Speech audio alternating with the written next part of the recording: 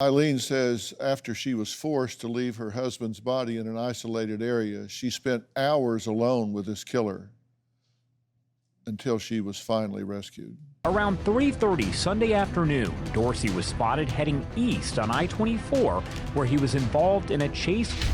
Once we got back on the highway, the man decided he wanted to go back to Missouri, where he was from. At this point, I was pretty scared. I didn't know if I was going to be next. I was trying everything to, stay calm.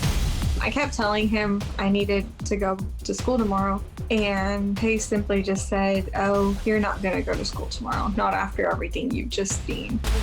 While going down the road, I desperately tried to signal people. No one was noticing. All the while, my husband's phone kept ringing with phone calls from my dad, my mom, his mom, all his family members, all my family members. I just kept thinking, he's not here. At this point, he asked me if I had makeup, and he wanted me to cover up his tattoos. Okay, yeah, we're literally going down the road, and I'm trying to cover up his tattoos with my makeup. At one point, that man cut off a semi-truck, and there was a state trooper on the other side, and that's who spotted us. So we're going over 100, and there are cars on either side. We're just swerving past, back and forth, and he's honking his horn, and it's literally a speed chase at this point. I looked at the rearview mirror, and all I saw was blue lights. I was holding on to the seatbelt pretty much for dear life. At that point, the kidnapper tries to drive into the median, and that's when a cop hits us from the back. The car flips. When the car came to a stop, I was literally hanging upside down. I couldn't see the man. The airbags had deployed. I can hear some fumbling around. The next thing I hear is a gunshot. I start feeling a hot liquid on my arm. I realized that he had just killed himself. You've been carjacked, held hostage.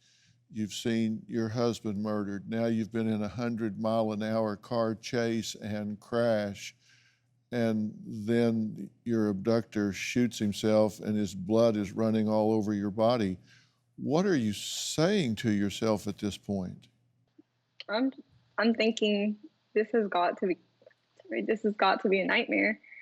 And I'm just hoping that, I can finally get out of this car, because that's all I wanted to do. Get out of the car and tell somebody, where Jordan was at. And I just felt like that was never going to happen. Where did you find the strength to actually put your hands on this man? Because he's having you apply makeup. So this is a man that just murdered your husband, and now he's making you actually touch him and put makeup on him.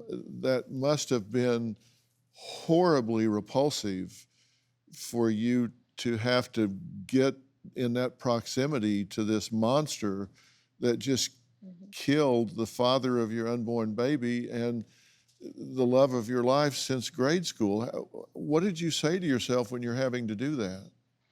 I think I did everything that he was asking me to do, just because as long as I do it, I'm going to be okay, and I'm not going to get him upset, because I knew that, when I'm putting the makeup on him, he's drinking beer, he's smoking cigarettes, he's taking drugs, and he has the gun on his lap. Well, I have to say, from a psychological perspective, the strength that you summoned in this crisis is absolutely astounding. And God bless you for finding that strength and doing what you did. It's hard to imagine and humbling to hear.